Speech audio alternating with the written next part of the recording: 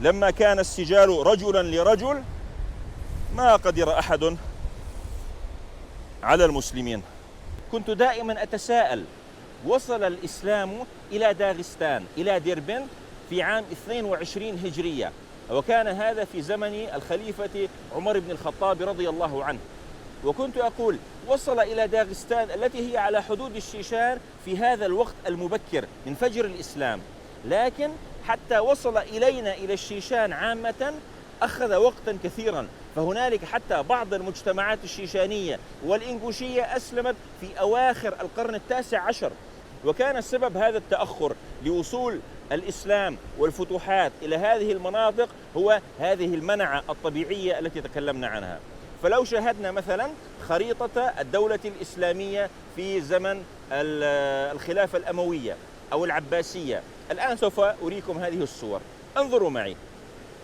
وصل الإسلام إلى حدود جبال القوقاز وتوقف، وليس فقط الدولة الإسلامية في الزمن الأموي والعباسي وغيره والعثماني، لكن معظم الحضارات التي غزت هذه المنطقة توقفت عند هذه الحدود.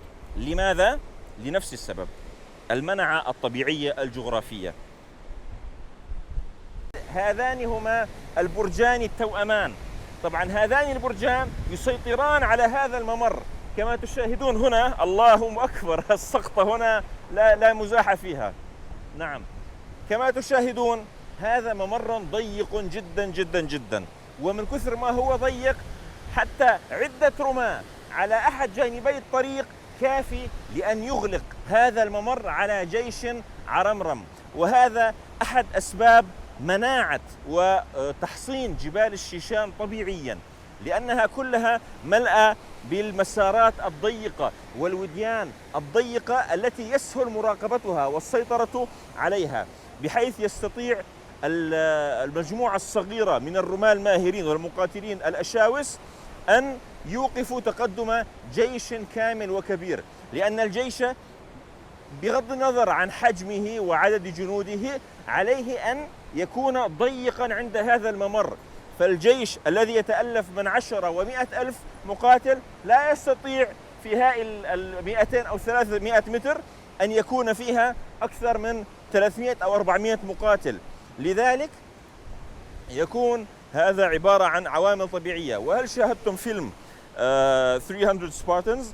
قد استعملوا نفس هذه الطريقة ونفس هذه الخدعة الحربية، بحيث اضطروا الجيش الكبير أن يذهب إلى واد ضيق وزقاق، وبهذا الحال الجيش الصغير يتساوى مع الجيش الكبير ويصبحون سواء. نعم، هذه إحد الموانع الطبيعية التي جعلت بلاد الشيشان حصينة ومنيعة على مدى الأجيال.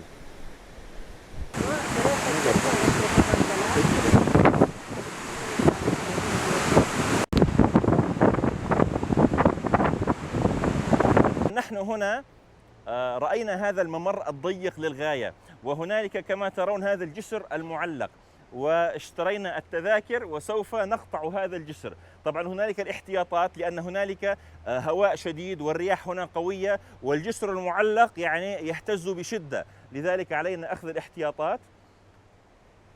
طبعا للأسف أخبرونا أنها لشخصين في المرة الواحدة، فعلينا أن ننتظر الإخوة يذهبون ويصورون وثم يعودون إلينا. طبعا معكم التسجيل.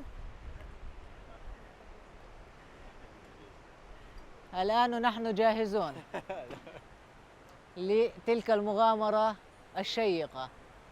هل أنت جاهز يا إدريس؟ جاهز أكيد. يوجد لدي ميكروفون. هيا هيا، انطلقنا الآن.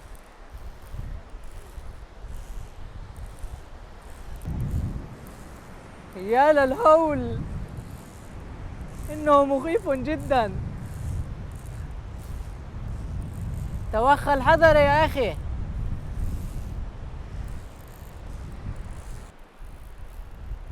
صديقنا أرس بيشونو صاحب القناة آتي،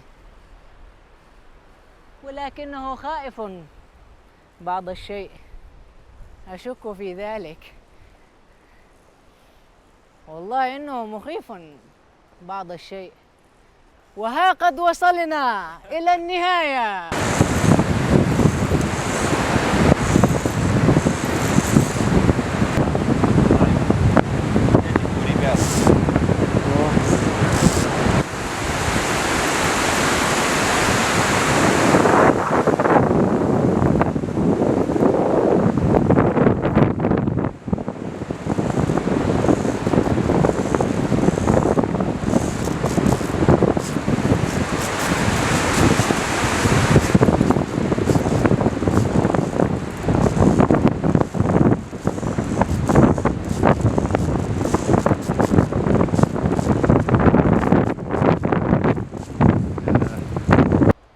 الجسر يتزحزح يمينا وشمالا. الآن عرفت لماذا يضع قبعة المصور، ليس لديه شعر على رأسه. الحمد لله وصلنا بالسلامة.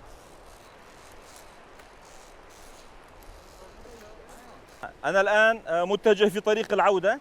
إن هذا الجسر المعلق وهو جسر خطير جدا كما تشاهدون.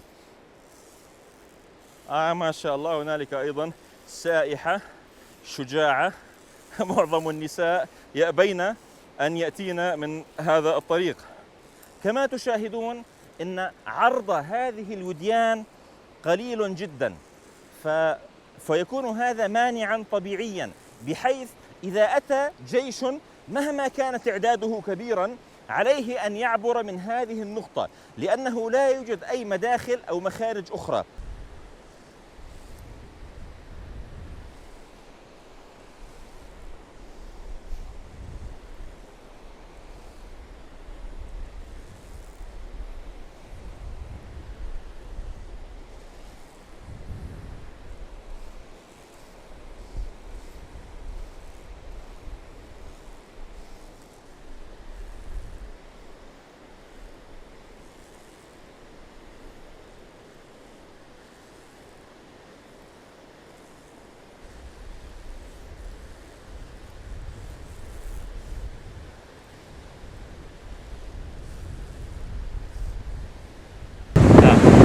كما ترون هذا الوادي هنا ضيق جدا للغاية، والنهر في أسفلنا شديد جدا. وسبحان الله، الشيشان كلها، جبال الشيشان كل وديانها بهذا الشكل، تضيق في مراحل بحيث تصبح 100 متر أو أقل.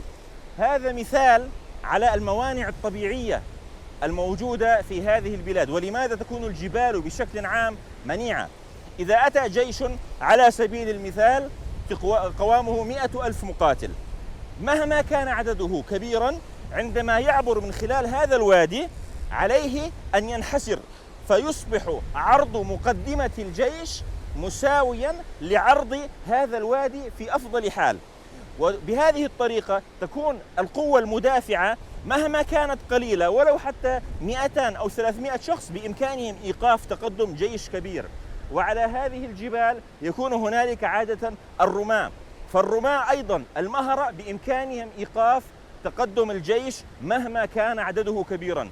لهذا السبب كما تشاهدون هنا، ترون في هذا الاتجاه تشاهدون هنالك البرجان التوأمان، إنهما محميان طبيعيا من هذا النهر، فلا يستطيع أن يصل إليهم المشاة، وهنالك يتمركز الرماة المهرة بحيث يطلقون سهامهم ورماحهم ونيرانهم على الجيوش المتقدمة. فسبحان الله سبحان الله، فن الحرب في ذلك الوقت وفي هذا الزمان كان مختلفا جدا. لما كان السجال رجلا لرجل ما قدر أحد على المسلمين، لكن سبحان الله عندما أصبحت الحروب عبارة عن ألعاب إلكترونية وطائرات بدون طيار، سبحان الله اختلفت موازين القوى. انظروا بصراحة الذي ينظر للأسفل يشعر بدوار البحر، نعم يشعر بالدوار. فلذلك هذه التجهيزات كلها ضرورية جدا جدا للحفاظ على حياتكم وحياة السياح والزوار الذين يأتون إلى هنا. سبحان الله، انظروا إلى هذا النهر، انظروا إلى غزارة المياه، ما شاء الله. طبعا هذا النهر الغزير يعني يستحيل عبوره سباحة، لأن يعني يجرف بقوة، والصخور هناك طبعا، فيكون هذا عبارة عن حماية طبيعية للمقاتلين والرماة في هذين البرجين التوأمين. نعم، والرماة هنا يسيطرون على هذا الممر بشكل كامل. طبعا الممر هذا الآن تم توسعته، أما هو كان ضيقا جدا لا يتسع لأكثر من شخصين أو ثلاثة أو فارس واحد أو اثنين على الأكثر، فكان من السهل جدا على عدة رماة أو حتى رامي واحد ماهر كان بإمكانه إيقاف تقدم جيش كبير، لأن الجيش يأتي من هنا مهما كانت إعداده فعليه أن ينحسر، فتكون مقدمته مساوية لعرض الطريق. نعم، بهذا الحال يمكن التغلب على الفرق في التعداد بين الجيوش المهاجمة والمدافعة. فسبحان الله، فن الحرب عند الشيشان وشعوب القوقاز عامة. لكن الآن اختلفت موازين القوى، لأنه دخلت يعني صناعة الطائرات والمدافع وغيرها. أما تاريخيا كان هذا هو الأسلوب للدفاع، وهذا أحد أهم أسباب منعت جبال القوقاز. لما كان السجال رجلا لرجل ما قدر أحد على المسلمين.